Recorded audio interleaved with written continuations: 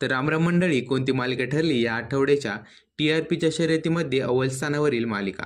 छोट्या पडद्यावर गेल्या महिन्याभरापासून अनेक नवीन मालिका प्रेक्षकांच्या भेटीला आल्या आहेत. तर या मालिकांच्या शर्यतीमध्ये आपले स्थानही अव्वल स्थानावर असावे यासाठी वेगवेगळे प्रयत्न केले जातात. जसं की मालिकांमध्ये नवीन चेहऱ्यांची एंट्री, रंजक कथाकथन, तसेच मालिकांमध्ये वेगवेगळे ट्विस्ट देखील आणण्यात येतात. त्यामुळे प्रेक्षकांची उत्सुकता अजून वाढली जाते. तर कोणती मालिका चांगली आहे हे त्या मालिकेच्या TRPनुसार समजले जाते.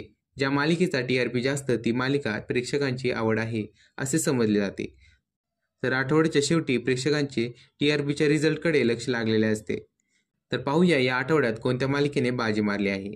तर गेल्या 2 वर्षापासून TRPच्या शर्यतीमध्ये आपले स्थान अव्वल स्थानावर असलेली मालिका म्हणजेच ठरलं तर मग या मालिकेने याही वर्षी तिचे स्थान कायम ठेवले आहे. तर दुसऱ्या क्रमांकावर अक्षर कोठारी आणि ईशा केसकर यांची लक्ष्मीच्या पावलांनी ही मालिका आहे.